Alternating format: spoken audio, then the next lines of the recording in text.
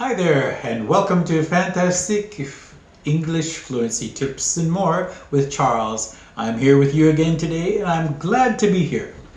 By the way, I'd like to thank all of the new subscribers and the people who keep coming back for listening to the videos, listening to my rantings and ravings, and the tips I have for you. Thank you for being here, and I'm glad to share these tips with you. So let's get right into today's fluency tips, shall we?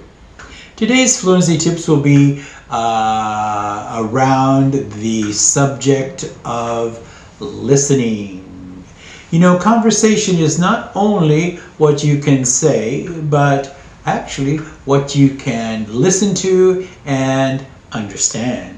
So let's get into this, shall we? First tip today is on the letter and the sound of T. T is a very commonly used letter in words, and it is often pronounced differently than what it is spelled.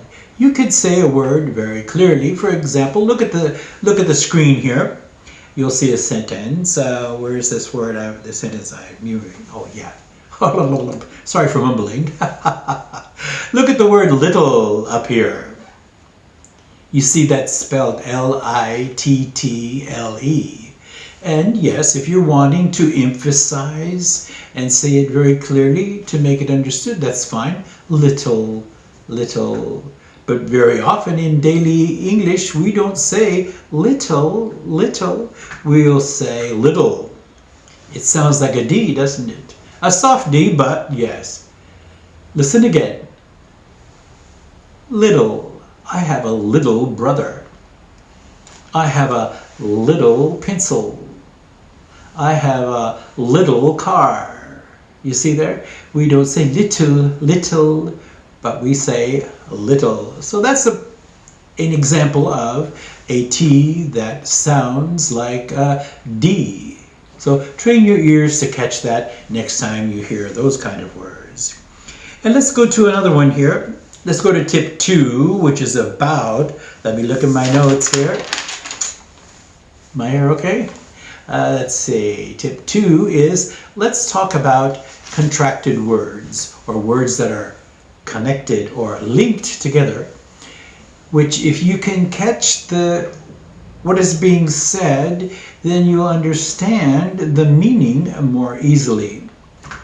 Listen to this. Where is the convenience store? Now, if someone doesn't understand English or understand what you're saying, slow and clear like that is good. You're very understandable, isn't it? But we normally would say, where's the convenience store? We won't say, where is the convenience store? You see, it's connected. Where is where's. The is where's the.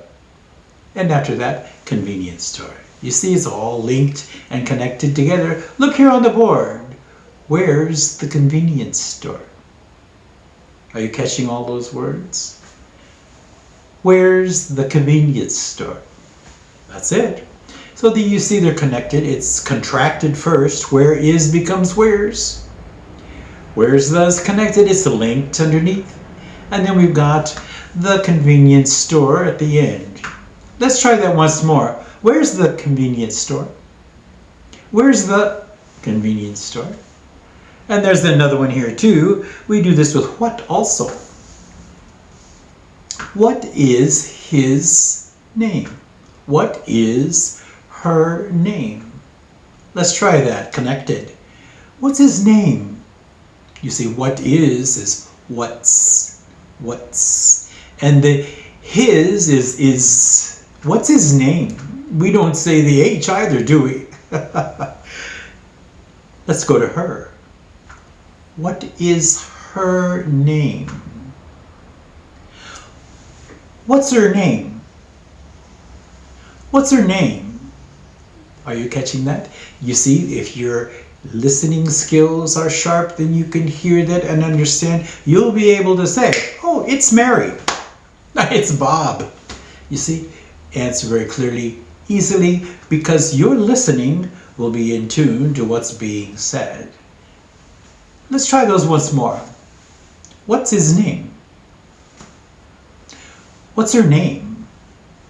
Okay, let's go to another one, shall we? And you know, this is in questioning, you'd ask that way, but if you're going to be telling someone and shortening it or contracting it, you could do it, you could say it this way. She's the manager at that shop. She's the manager at that shop. Let's contract that and say it like we would be in everyday conversation. She's the manager at that shop. You see, the T in at is not clear. It's blended into the that T. See if you can catch that again. She's the manager at that shop. That the T in at blends into the that T and is not said clearly. We don't say it. She is the manager at that shop in daily conversation. So let's say it this way. She's the manager at that shop. Okay, and there's another one. It's nice weather today, isn't it? That's a nice sentence, isn't it? But let's say it in normal conversation.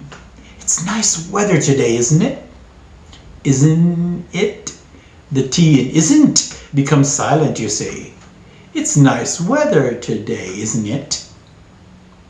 And it's contracted, of course. It is becomes it's. Nice weather today, isn't it? It becomes it's nice weather today, isn't it? Okay, try that yourself. Let's go to tip number 3. And do you remember what the tip is for really progressing? I'll tell you at the end of this video if you stick around. Remember the word, the magic word. I said it in other videos, you might remember, but I'm not going to tell you now. Tip 3 is, let's go into the sentences where and is used. In and, now you'll see here on the screen, in this sentence, where, let me see if I got it right here. Okay. Mr. and Mrs. Jones are at his house. Let's look at that sentence. Mr. and Mrs. Jones are at his house. Well, that's understandable, isn't it? Let's go to everyday conversation, contracted, connected form, linked for fluency. Mr. and Mrs. Jones are at his house. Mr. and Mrs. Jones are at his house.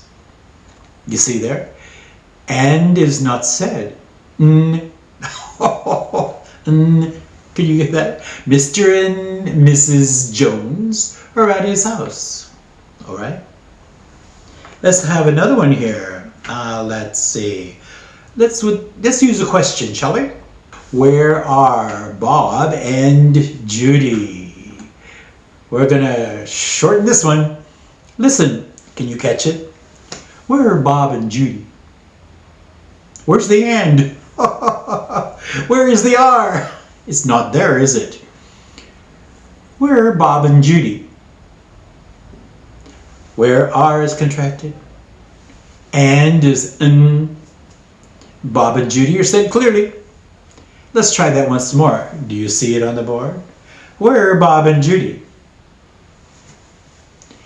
Where are Bob and Judy? Very good. That's good. I'm sure you got that. So these are our tips on the listening skills for your fluency. So I'm ready to tell you what that magic word is, and do you know? Can you remember?